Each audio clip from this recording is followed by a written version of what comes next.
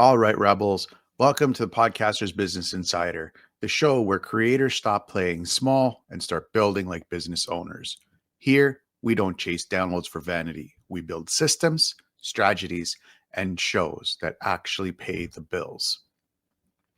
If you've ever felt like you're recording into the void, wondering if your podcast will ever grow into something real, this is where the guesswork ends, because you're not just a podcaster, you're a builder. And together, we're going to turn your microphone into a media empire. Now, today's guest is someone who truly lives that rebel spirit. He's known as the PodFather, my good friend, Roy Coughlan. Roy's founded 20 companies across 5 countries, started hustling at just the age of 9 years old, and transformed from being painfully shy to becoming a distinguished Toastmaster, a TEDx speaker, and a finalist in 5 international competitions. But his journey isn't just about success. It's about resilience. After losing everything and facing a $5 million liability lawsuit, Roy rebuilt his life, launching VA World, Brain Gym Fitness, and 6 global podcasts, with 4 ranking in the top 0.5% worldwide. In this episode, we talk about why podcasting is still the most powerful tool for authority in 2025, and how to grow your show ethically without burnout, and the mindset that turns fear into confidence. So if you're ready to build something that lasts, lean in, because today the PodFather is in the house.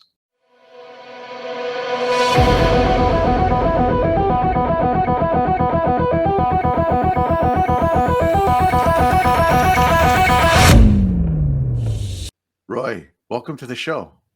Thanks for having me, John. Looking forward to it. So you've been called the PodFather. How did that name actually? What's the story behind the name? I was helping people get on shows. I'm one guy. I ended up getting him on about 250 shows, but after about 100, he says, "You're the PodFather." And the minute he said that, I was like, "Ooh, I like that." And then I just created a podcast called the PodFather, and it was just kind of helping people, kind of similar to yourself, helping people stay in the game. And yeah. Very cool. Very cool. You and I have been friends for a long time. I'd say, 4 years now? Yeah, we were doing a live one in a group, Freedom Broadcasters as such, for it's maybe even longer at this stage. I think it's 5 years, is it? Yeah, something like that, 4 or 5 years now. You're still in Poland, right? I am indeed, yeah. How is lovely Poland? It's safe, unlike a lot of the world. So I'm happy I'm here. I can walk around and feel safe, and not worried about what's going on in the world. Unlike Ireland or the rest of Europe, and some other parts of the world as well. So very cool. Yeah, I just lucky with the move I made. Yeah, no, it's good. Like, I see a lot of good stuff happening in Poland, and very strong leadership there, and so it's very good. It's very cool. It's very good. I wish most countries would take their role, but unfortunately, they're not. Back to the podcasting stuff and the business stuff, which actually ties into the business stuff, because the policies that certain nations put in for their businesses actually affects a lot of the businesses. We're seeing here in Canada a lot of businesses leaving because of the policies that are being brought forth by the Liberal government. Taxes is the one thing, which is why I have decided to create a company in Estonia rather than in Canada. I got lucky because I'm actually a European citizen and a Canadian citizen, so I can do that. But most people, they can't. How are the policies in Poland when it comes to like business wise? No, I had a lot of companies. It's not good, because when you have VAT, and if somebody doesn't pay you, you have to pay the VAT. And like I was doing big developments and that nearly killed me at one stage.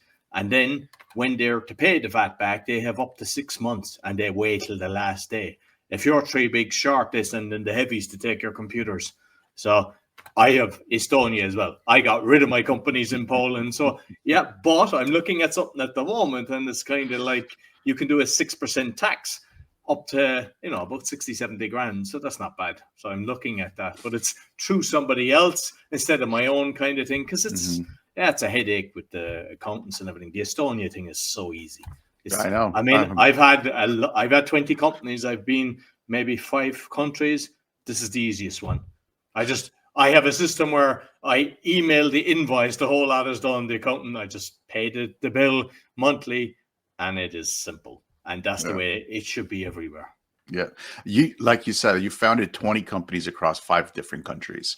When did this entrepreneurship bug first take root inside of you?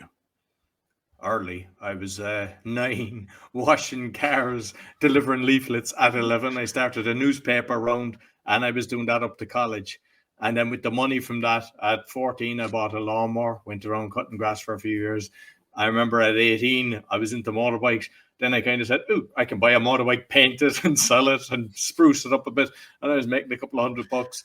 Studied construction economics and management, and then started working for 2 companies, one for about 8.5 years, the other for about 3.5. But during that time as well, set up a company doing website design with another guy, and then moved to Poland, done loads of real estate, but other companies as well, did food truck, did mobile apps. Now I have a virtual assistance business, and the podcasting obviously is in lots of different things. And like sometimes people, they study something and they fear making a change and they think, oh, this is what I've done.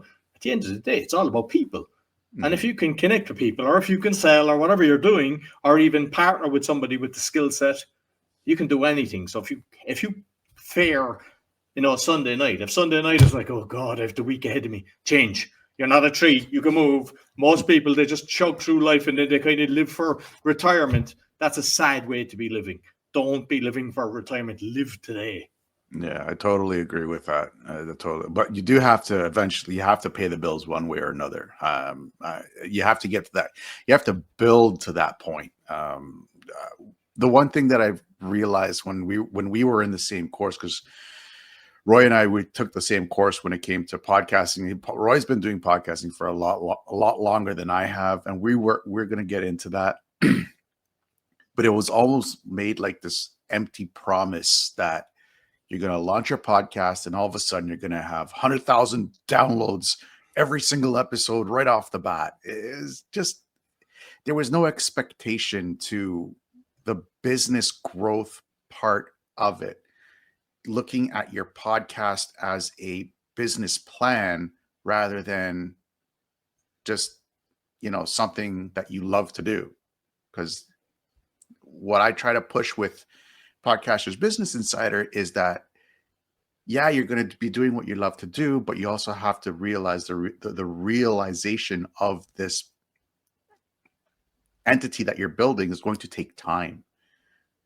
How long do you tell people it's going to take for you to get your podcast to actually start making you a little bit of money? I'm going to just go back a little bit because the course that we did, that was a London Reel. And I would not encourage anyone to do it because the guy is a spammer. He sends emails, like 20 emails to unsubscribe and everything. Lots of promises. The reason I did it, because I started in 2018 and, I had a few podcasts. It was my 4th one that I went in to do that because I wanted to up my game. I thought it'd be better. It was the one that didn't go into the top of the charts because I followed their system. And what I found is the group I was in, all the people were coming to me for advice. And I kind of realized that I was like, they're all asking me. Your man hasn't a clue, just kind of leading. Hey, nice guy, but, he wasn't at the same level. And I was expecting. So sometimes you can get into things thinking that, like you said, you assume monetization and all this stuff because your man's bragging. You look, got massive millions of downloads and everything. And there's a lot of trickery to it. So be very careful who you choose when you're getting into this. What I say to people, And it's because there's a high flake rate. There's a high percentage of people that leave. So I think there was 110 or 117. There was over 100. Yeah. How many people are still podcasting? There's Grace. There's me. There's maybe not even 10. Yeah. And I've looked at the numbers. And if you do a search, how many podcasters are, it'll tell you 4 million. Like 4 million plus and all this. Within 90 days, it's only 700,000, which means they're gone basically. When it's within a month, some people do a monthly show, 425 or 450, something like that. Very high. So sometimes people are saying, is it saturated? It's not. Going back to your kind of question, I tell people, go in for a year, commit to a year. It's a slow burn, and don't do it for the money. Don't make this just for the money. Do it for the passion, do it for changing the world, do it for impacting something. And then the money will come from that. But don't expect, some people are lucky they get out the gate and they land a client and stuff like that. You can set it up in different ways. But I would say it's a slow burn, and not to just think, I'm podcasting, I'm going to get 1 million downloads, because you know yourself. It's like a lot of times you launch and it's crickets and you're like, what? But my show is better than Joe Rogan's, and why is he getting a gazillion downloads? A lot of times these people, they were famous beforehand. They've got massive teams. They're all promoting each other in the circle that be, who people think are good boys. There's not really that many good boys out there. So when you are one of the good boys, you get heavily censored. But I would say main thing is promote yourself, because a lot of times people, they're looking at getting somebody else to be like, get a sponsor, and you're mentioning the stuff.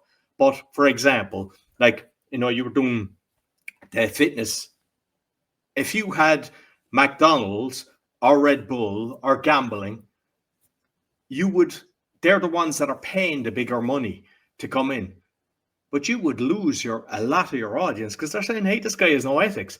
And you look at a lot of the influencers out there, a lot of magicians and everything, they're going to these people. And they don't care. So for me, even like I've even talked on it just recently about gambling. Like, you've a lot of top professional stars. They don't need the money, yet they're all promoting gambling. If you see someone's life being ruined. So for me, with digital inserts, I will not have gambling in it. Some people will, but I won't, because it's like, I'm against that. I'm kind of trying to promote a better world. So if I have an insert like that, so make sure you're ethical when you're having some sort of sponsor or a digital insert. Why is podcasting still the best tool for authority and trust in 2025? Well, I suppose, in America, you see CNN, compulsive liars, regurgitating lies. BBC in the UK, RTE in Ireland, most countries have that, where, I don't know how many times I've seen situations where every single thing verbatim is just repeated. And it doesn't mean, like, there is some podcasters that are spewing lies as well, but at least you can get information that can actually help you. And you don't have to have the 1 million downloads. You can make an impact on 100 lives. I tell people that, like, if you go into a room, just say you're getting 20 downloads per episode, lots of people throwing the towel. I think, I'm a failure. But if you go into a room, I've done Toastmasters, where there's 20 people in the room, you're delighted to speak. And if you come back next week, the 20 people are there, or 2 leave and 3 come in, you're still speak. But unfortunately, people look at it and they think, oh, it's only 20, because everyone compares themselves to Mr. Beast and all the big boys. There's only a few of the big boys. There's a rest that are, and all you do is be consistent. And I constantly increase all mine. And even if you look at stats and stuff like that, listen notes and different, you can't trust them, because mine are going up. Yet the stats I was in, like, all my 6 have been in the top 5%. I had 4 in the top 0.5%. No, there's none in the 0.5% that gone to 1 or 2. Yet the numbers are way better. And even if I look at some of the stats, some people send me stuff, they go, oh, you've got this number. They're never right. So there's all the software, but what it is you've Apple, Spotify, you've all these different platforms. They don't want to share the information. They're holding their cards. And people think that there's a software that's telling you exactly the numbers, and it's not. And the problem with that is there's trickery as well, because there's people then pretending they've got numbers, charging high bucks for people to be guests on, and people don't do their homework or don't use someone like myself, or there's others that are good as well, and they're paying big bucks, and then they're going, I'm not getting any money out of this. I'm after, some people are charging $500, some are charging, I've seen some 10K they charge. And if you're selling high ticket items and you get a few sales, it's well worth it. It's okay. But there's times that people will show you them numbers and they mightn't even have 20 genuine listeners. Mm-hmm. So you're not going to get a sale. Yeah. Actually, a couple of things that you wanted that you touched up on with the big names like Mr. Beasts, the Joe Rogans, the Tucker Carlson's. That Tucker Carlson now has his podcast and he has millions of views every time he uploads something. That's another thing that a lot of podcasters or potential podcasters, they look at and they get deterred from. What would you tell these new podcasters? You touched up on it a little bit. I want you to dig a little bit deeper into it.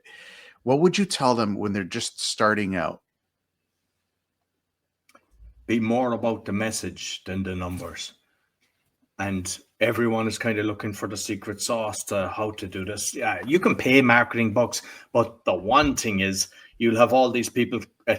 If you start going and doing hashtag podcaster, podcasting and stuff like that, you'll have a gazillion people from abroad trying to go, hey, I can get you 500,000, $1 million. Everyone I know that has done that, they go along, whether they get 100,000 or more, they get it. It goes down and it's gone.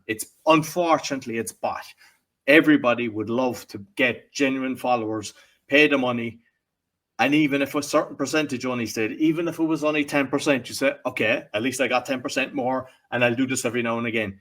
But unfortunately, a lot of the time when you're investing in this, it's not really working. So the best thing is kind of invest in yourself and start thinking about how I can do it. And the way I do it is track it. So what I would say is, even if you've got 10, try to get it to 11.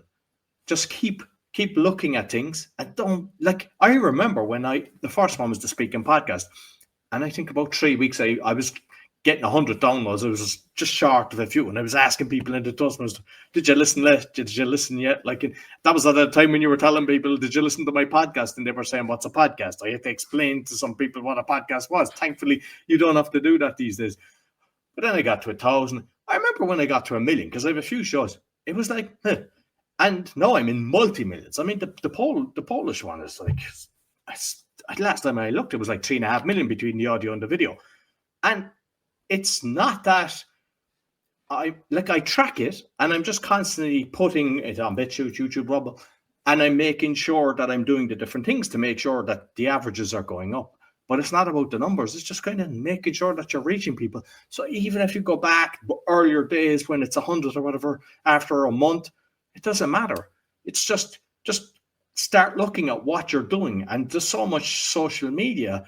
Some things will serve you and others won't. For me, like I looked, Instagram I've kind of have the channels for Instagram. Never served me. I have like 500 followers or something like that. Never got much engagement. So I didn't put energy in between that. I see some podcasters it works from. So it depends on what you're using. And you can be lucky and you can just get the right hashtags and people start following and get build a bit of momentum. But for me, it was Facebook. So what you do is start playing with a few things, but don't try to be 50 of them and putting all your energy and never being there. So the thing is, you have to put engagement. So you can't just go in and go, here's my podcast, because there's no engagement. Whereas if you're in some group, and like a lot of people make this mistake, they go into podcasting groups. So like they're posting in 10 to 50 podcasting groups. And what I say to people, that's like a doctor's convention where you've got 1,000 doctors and they're looking for a patient. It's the exact same thing. Everyone thinks you're going to listen to my podcast, I'm going to listen to yours, and we're going to follow each other and listen. You're not there for that. You're there to find listeners. So stay away from them groups. The only thing is some of the groups might be sharing some tips and things like that. and it can be relevant. But for example, the speaking groups that I go into, the Polish one, I've got like foreigners in Poland, the Chicago's, those big Polish. I'm in about 50 groups. And, so when I'm posting and sharing it, but still, when you see somebody you just engage, not engaging to say, hey, listen to my podcast, but something just answer somebody. So if you put a bit of time, I'm not saying spend hours and hours a day, but even if you say 15 to 30 minutes a day, whichever platform you feel works for you, put the energy, engagement, and people will find you. Because if you have your profile set up properly, they'll go in, oh, John, there's this podcast, click, and they can find you. They'll see the website. Some people don't even do that. So like my LinkedIn, exactly what I'm doing. The website, I've got all the podcasts to make it easy for people to find. And it's a case of when you do the engagement, all these numbers start building slowly but surely. And eventually you go, I've hit 1 million. I've hit 10 million, whatever it is. Let's transition into speaking, because this is something that I've actually gotten into, I'd say maybe a month now. And my real focus right now is in public speaking. I am a Toastmaster. I just signed up in September. It's November now, and I just did my first speech. I've done podcasting for 3 years. I've been on lives with Roy, in group lives. I've done my own lives. And when I stood up in front of those 40 people, just to talk for 7 minutes, I sat down and I started shaking. I've never did that before. Even after podcasting, I've never just sit down. People are asking me, how am I feel? I'm like, I'm still shaking. It's like 10, 15 minutes later. There was just this overwhelm of fear.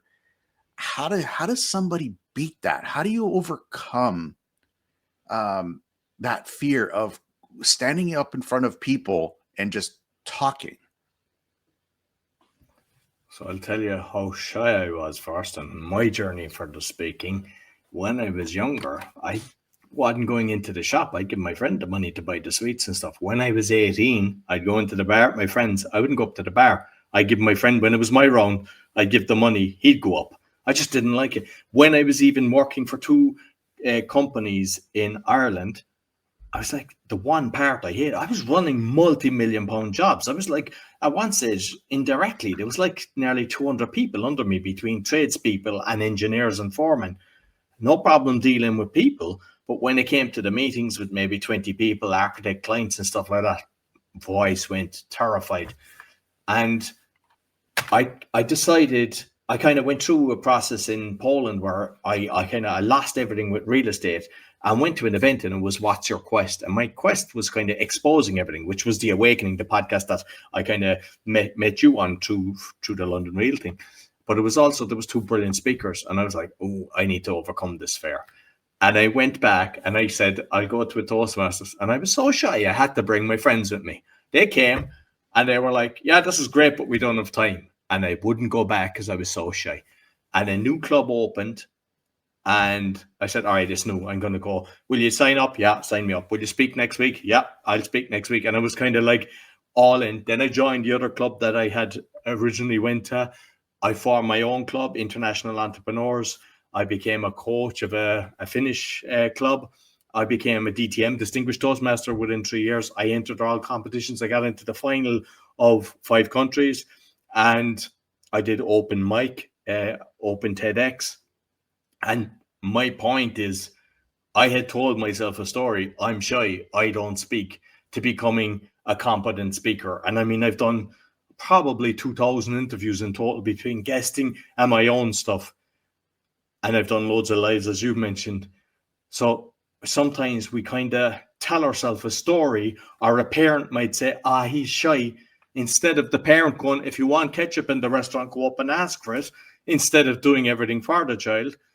So what I would say is, if you think you're shy, slap yourself in the head like I did and say, all right, that's just a story I told myself. If I can overcome it, where I told you how shy I was, anyone can overcome it. So, like, as you said, like, I remember, what was it? There's one of these apps, Clubhouse or something like that. It's like voice. And even after doing the podcasting and even being a distinguished Toastmaster, my voice went because it was a medium I wasn't used to, radio. I was like, what's going on here? I was like, and I just said, all right, I'm doing it again. And after about 3 times, then it was grand. And then I got used to it and no problem. But like you said, like you kind of, because you would think you've done lives. I mean, most people couldn't do a live. They think I could never do that. I love doing lives. It's like, yeah, what you see is what you get. No problem. Because there's a lot of people trickery and stuff like that. And you can see some people, they're doing 50 takes. They make it look like it's right. But if you're watching it, you see the head moving a little bit. So you know they're constantly doing takes. I don't have time for that. I just do them as they are. So what I would say is just do it. And like your fear that you had, that will fade. And eventually you get confident. I mean, I became a mentor to over 10 people. And the thing is, then when you're a mentor, you start getting better. And you see people coming in, being where you were, shaking, and you just put your hand around them and go, well done. And that's what they need. And they'll come back the next week. Where some people, they don't have any support. So like Toastmasters is brilliant because you get somebody that's kind of just holding your hand as such and just making sure and saying, hey, this is good. I mean, there is a few people in there that they can ruin it for people because they're just negative. And that's just part of life. But when you have a few people in there, find somebody that just inspires you and just say, hey, can you be my mentor? Even if they appoint somebody else, just go to somebody that you go, I want to aspire to be that person. Mm-hmm. Cool. Very cool. What's the connection between speaking and podcasting? I think it's more communication. It's like there was a different kind of program. I think it's Pathways now is and I completed 2 paths, but before that there was like 10 speeches that you complete, and then there was different books, and I started doing communications and talking on like TV and that kind of stuff where I'm interviewing people are interviewing me. So I kind of prepared myself for that, and I suppose we kind of panic at the start. It's like anything. Everything is when you don't know what to expect. You don't know how you're going to. And if you make an ass of yourself, it is what it is. And if you're podcasting and you're interviewing someone and it's just terrible, like you're not going to do your very first one live. You're just going to get used to it first, get things right. Once you get confident, you go, I can do this. Then you can, if you decide to do live, no problem. You can put it out to 20 different places if you want, depending on whatever system you use. But like if I look at it, like the sound, there's times at the start, like I used to do a test and the microphone might click into the camera and it's crappy. And you're like, what happened? And then you don't do that again. Or you'd have, a sign on the door, don't knock. And I used to disconnect the doorbell and things like that. Or if I'm talking to somebody, I always wear the earphones and I hear a fan. And even there's some famous people and I'd stop it. I go, listen, you need to turn that off. Or if there's something happening and you're taking control of your show. It doesn't matter if you're just starting, but once you make sure that you try to get it as good as you can, but even if you're nervous, I know that sometimes, like if I was reading out the names, I'd be splutter, I get the name wrong, and and you just get used to it. It's okay. Like you go back and listen to yourself, you go back and listen to your earlier ones and you shake your head, but it's okay. At least you did it. It's all right. Like, as you say, you hear people say about a baby, like a baby's trying to walk, it falls. It doesn't say, that's the end of me walking, I'm going to crawl for the rest of my life. And that's the way we have to look at it, because we're comparing ourselves to the big boys, thinking we have to be so professional. It's okay, we're learning. And the main thing is to do it and have fun. If you make it, just laugh. Don't be beating yourself up. If something happens, have a laugh about it. Just don't do it again. Yeah, I remember the one of the first lives I did for Podcasters Business Insider. My mic was not plugged in, so for half an hour in the live, it was like no audio, and I didn't realize it until after. I'm like, oh my god! So now every time I do one of these, even just recording podcasting, I make sure is the wire plugged into my microphone.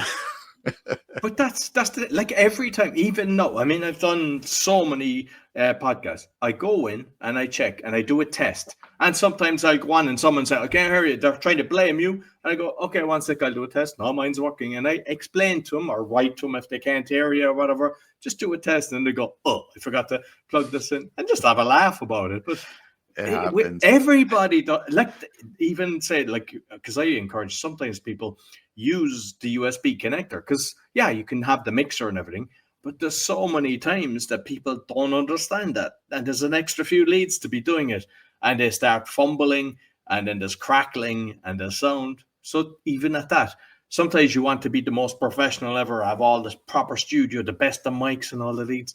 Sometimes kind of tone it down a bit, like the quality. Like Audio Technics, USB into it, it works. You get good sound out of it. And so you don't need to be really, like that's another thing. People think you have to be extremely technical. You don't. It's easy. Everything thing is simple. Editing, if you do edit, there's free software. Just cut and paste, insert if you're doing that. Everything is easy. How did your mindset and your repetition transform you to go from the quietest person in the world, and I actually deem myself as the world's biggest introvert, into such a powerful communicator where you've won like so many awards with Toastmasters? And I know how hard Toastmasters is because I did my first one, and I read my entire speech. I was standing on the podium just reading my speech. I'm like, I memorized everything. The second I stood up there, everything just went out. Well, I'll tell you a good one about that. My first speech, I call it a brain fart. Halfway through the speech, I just froze because I practiced a lot. But when there's about 40 eyeballs looking at you, it's a different situation. You kind of, because there's nobody looking at you as you're practicing. And it felt like 2 minutes, but it wasn't, because I waited a while to listen. I recorded all my speeches. I used that situation because what it was with a new club, you have existing Toastmasters. I didn't realize that half of them are existing, and then there's new people. All the existing gave me lovely compliments. All the new people were like, "Where's the entertainment? I could barely hear you down the back." I kept the pieces of paper that I got, and I used that as a comedy speech that got me into the final of the 5 countries. So when things go wrong, just laugh and joke, and just don't let it beat you up. Cool. Let's switch gears here a little bit. Let's talk about your VA world. How does this help entrepreneurs scale effectively? So with podcasting, a good way of doing it is creating the shorts. You've got a load of different things that people do. It ain't the case if you just go in and it creates fantastic clips all the time. Maybe they're getting a bit better, but I always found that I had to move it a bit, and it was a lot of time. So the way that I do it, I still edit all my shows, and I timestamp them. My team, the virtual assistants, then they create all the links, and they create shorts and post it in the right different places. So sometimes people think you need a full-time virtual assistant, and you don't. You can just get a few clips for the episodes. So you can just do packages. So that's what we're doing. I'm doing it in a way that I'm preventing the slimy boys, because before I'd done this, I mean, I had a recruitment license before when the Polish were moving to Ireland. I was actually placing people in construction. So I always, and I mean, I've had 20 companies, so I've always been kind of doing things like that. When I was doing the podcasting, I'd reach out to, say, Fiverr. I'd go to fiverr.com, and I'd check the reviews, and I'd be like, grand, I'll get this person to do a few things. They start off grand. And then it's like, what's going on? It's like, I just keep getting rid of them. Then with Upwork, the same thing. You get somebody, and then you see the screenshots on Upwork. So you go in and you're looking at the screenshots. All right, I see they're in the Facebook, they're doing this. And after a while, it's like, what's going on? I don't see anything happening. I'm convinced half of them have about 20 computers, and they just have them open for the screenshots. So for us, it's a case of we were making sure that if we'd sit down, we'd talk to the person, find out exactly what they want. I mean, we can do websites. We can do a load of different things. We can even do an hourly rate. But a lot of the times, just say if it's for podcasters, we go, all right, we'll take the show, we create the shorts, we put them up, and it's X amount per month. and it's very reasonably priced. And what it does is it allows you then to concentrate on the interviews and the, growing the show, like, because that's happening in the background without you having to. I mean, you're going to check it, but you're going, okay, like, I don't even need to look at it now. It's just constantly going up, and it goes on all the different channels. I put the shorts on the Rumble, the BitChute, as well as YouTube. And sometimes, like, YouTube's a strange one, because there was times that you get good numbers. Now it's the shorts are getting massive numbers. Yeah. And, like, I've tried everything. I've used software. I've used TubeBuddy. I've used vidIQ. Sometimes I get 100 that's telling me, oh, your title is good, your thumbnail is good, your this is good, and crickets. and then people put it up with just kind of as it is with a title and nothing much, and it gets 1,500 or something like that. And you're going, and it's the same when it goes on different places like Facebook. The shorts. So the shorts are definitely the way to go. And, like, the way we do it is we create, like, your link. So a lot of people, like Opus Clips, all these different things, they create, they can have even the text and everything is grand. But what happens is, if you're putting it out, you could say, find the show here. The platform doesn't want to take you, the viewer, away from their platform. So they're not going to be showing that to all the thousands. If you've got 3,000 on Facebook, you think it's showing the 3,000. It doesn't. And it doesn't want to take them away. People then started getting into find the link in the comments. So then the first comment, they go, show is here if you like this little clip. But they started getting aware of that as well. So that doesn't really help. What we do is we have it in the show, in the short. So you can find the show in the short. Mm-hmm. And it works, like, because it's constantly increasing. And I mean, sometimes, like, I put 6 shorts on, say, the Polish one on Facebook. I could get 10,000 views. Some people might never even, they can be a year and they mightn't even get 10,000 views. So, like, I'm getting sometimes 70, 80,000 combined with everything a week. So, and it's the shorts are the ones that are helping. And all it is like, if somebody's listening to this and they listen to a certain clip from it, they go, oh, I like that. Then they go, I think I listened to the show. And you think they're going to find out and start going into your profile and find out. People are lazy. They just want something easy. Make it easy for them and put it out there. So, you asked about the virtual assistants. That's what we're doing. We're kind of doing it in a way that I know it works. And, people sometimes they come in, they start off on a little package. Maybe it's $100 a month. Maybe it's $300 a month. And then they just increase, or they do websites. And same thing, like, if we're doing websites, we can do really detailed websites. We can create courses. We can connect Stripe and all the payment system and everything, no problem. And we also show you how to do it. So if we had done a website for you, we show you exactly how to modify it and everything. But a lot of times people don't want that. And we don't crucify them with the thing. But what happens with a lot of times, if you're dealing with some companies, they go, oh, you want an extra page with the about page? Oh, that's and the hand comes out, and then the fees start going. So it's like a race to the bottom at the start. But then once they have you, and then you try to get your information back, and it's very hard. So I know people, they spend thousands, and then they don't even get. So what we do is we teach you how to do it. But if you want us to do it, we do it at a very reasonable price per hour, and that way then everyone's happy. That's very cool. One of the things that I was about to get into, and I was playing around with the Fitness Oracle before I closed the doors on it, was getting a virtual assistant. And this is coming from a very, very big control freak. I'm a huge control freak. I want to control everything that comes, and it comes in and comes out of everything that I do, because I want to make sure that everything is the way that I want people to perceive my content. Then there's no questions about it.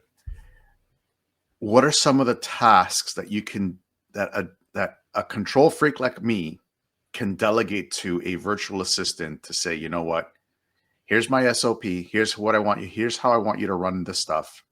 What are some of the easiest low volume touch points where somebody like me can do that? What I would say is you probably have to get out of your own way, because we've kind of worked with some people that, like, you talk about SOPs, like, this person had thousands, and then they were like, okay, you just take over and do this, and it was like, it was impossible, and in the end it didn't work out. Like, you just have to, we kind of sit down and go, what are you trying to achieve? Like sometimes people are trying to be perfect and they're trying to have all the bells and whistles. And at the end of the day, what you want to shut the grow. So sometimes you have to get out of the way. Just say, look, this is what I'm trying to achieve. And if you're trying to, I mean, I've done it myself. I've worked with people that everything had to be perfect. They needed the page when we're doing the show. Oh, the head has to be this way. It's have to do this. I want only these colors and everything. I've never seen it work out when someone is like that. So if you're like that and you want everything perfect, I'd say get out of your own way and just sit down and go, what do I need? Because at the end of the day, what do you want? You want your numbers to increase. And most people don't want to hear that. But that's we don't like working with somebody that wants everything that's like 100 things that has to be perfect. I've never seen somebody that does that having a fantastic show.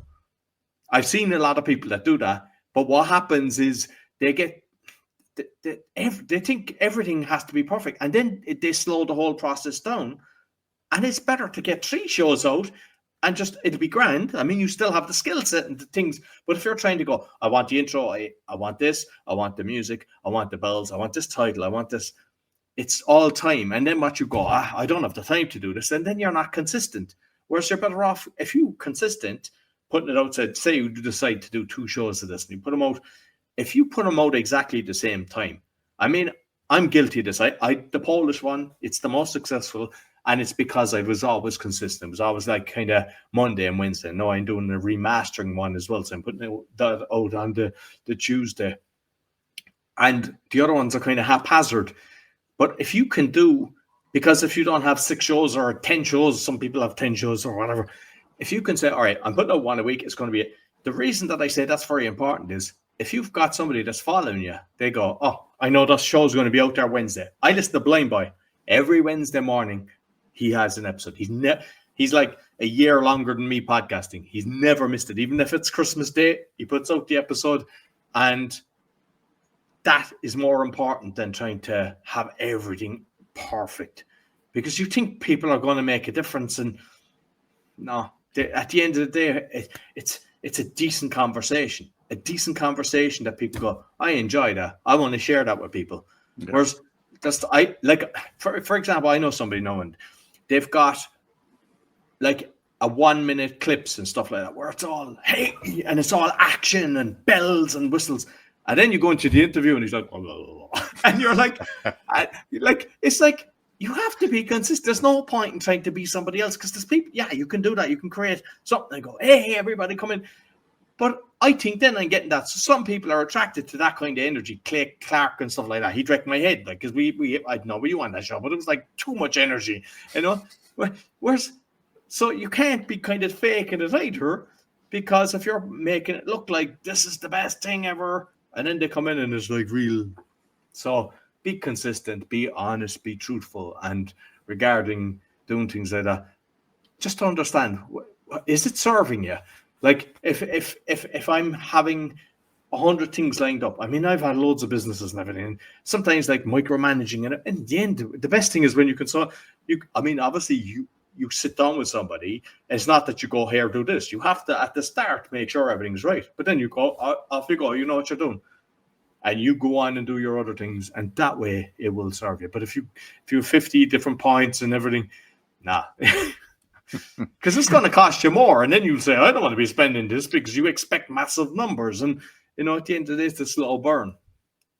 I agree with you. I totally agree with you, because I've noticed myself. I noticed myself being the bottleneck, and it's the hardest thing to take a good hard look at yourself as the owner of a company or as the owner of an entity, and saying that no, I'm the problem. Not my employees, not my contractors, not this person, not that person. I'm the problem. And I need to remove myself to get this ball rolling with this project or that project. What are some tricks that you can use for somebody to help remove themselves from that process? I suppose you have to kind of break it down to what you're trying to achieve. And then, like, there's times we'll sit down with someone and I go, look, you're saying this is a 10-minute task and this is that. And you might be able to do something in 10 minutes because you've done it for 10 years in a row. And it's like, and is it really serving you? And you have to just kind of break it down into steps. Like, why am I do this? Why am I getting in the way? Like, what is the purpose of me making sure? Like, because like there's nothing worse if you're working for somebody and they're a micromanager. They're just, you have to run everything by them because it's just slowing it down. So sometimes it's 80%, and 80% is okay because you'll move at a way faster pace. So that 80% gets you here. Whereas if you're trying to get the 100% because it's back and forth and you're somewhere else and you're with a client and you decide to go to Greece for a week and everything just comes to a halt, and you just I think it's just take the steps. But the main thing is like the way we do it. We sit down, we have a decent conversation, we find out exactly what you want. Then we send the quotation. We say, look, this is exactly what we're doing, what we agree. This is the time frame. And if somebody comes along and adds bells and whistles, we don't just do. We say, okay, look, a bell and a whistle is going to cost you X, and break down. And it's like, even if you have employees or whatever, just look at it and say, is it serving me?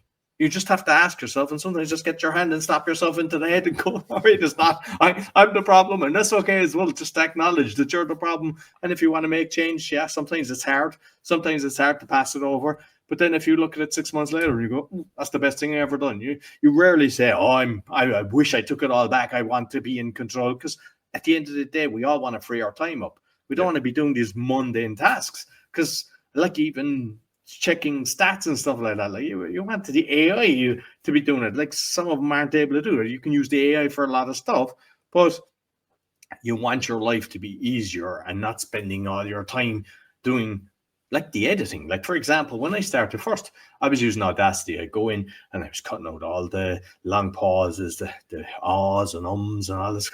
I was spending hours. I just had the speaking and then I'd upload it. And before I released it, I'd listen to it again to make sure it's okay.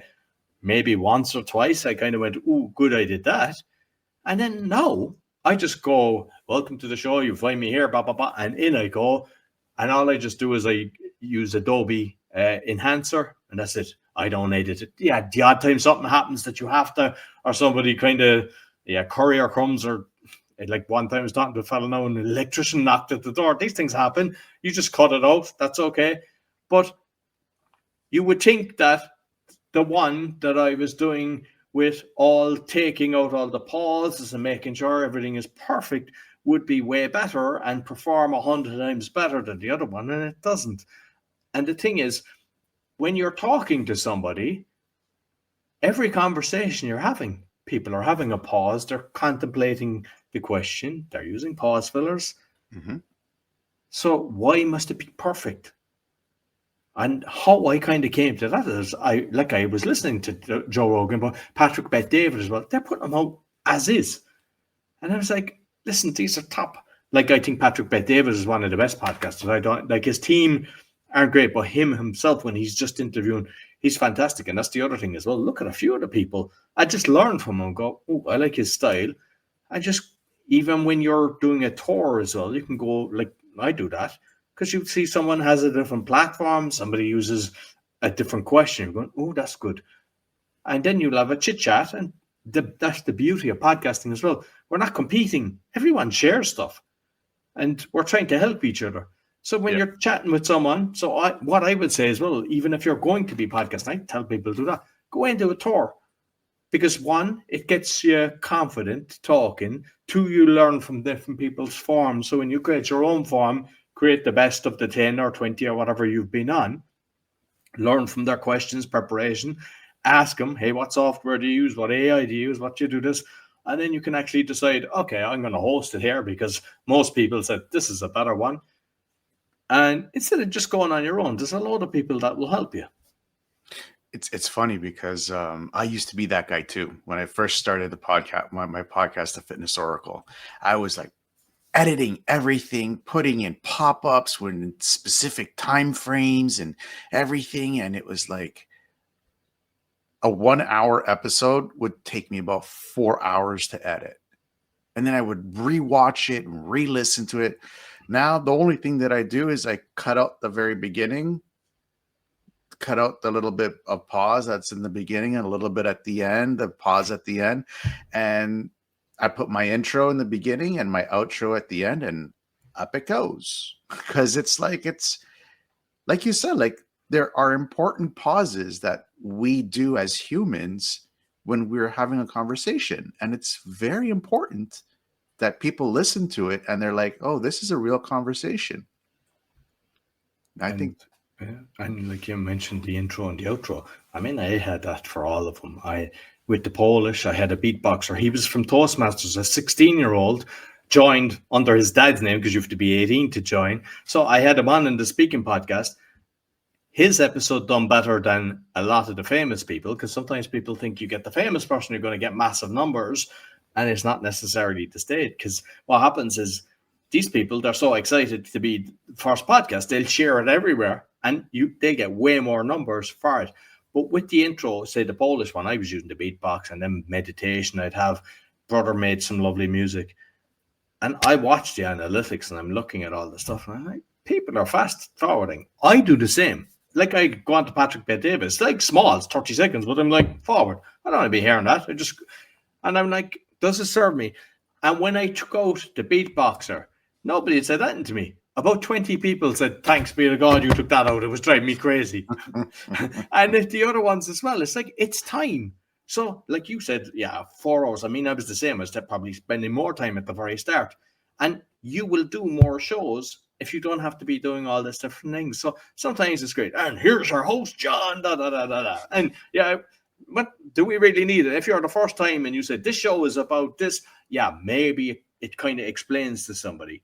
But your seasoned listeners, who are the most important, they just go forward. And sometimes it's just a case of, hey, this is the show. This is who I am. You find me here. And then this is my guest. And I'm doing that now. I've been doing it for a while. My numbers are still going up. And it's 10 times easier for me. Way less work. And I'm able to do so many shows because of that. I wouldn't be able to do them no way near the numbers that I've done if I kept doing it the way that I did at the start. Very cool. We're coming up close to the end of the show. And, I'm pulling a page out of the Fitness Oracle, and I'm going to be doing 5 questions. You're my first episode that I'm recording. So episode 002. These are the 5 questions that I'm going to be asking every single guest, and I want your opinion on them. If you could go back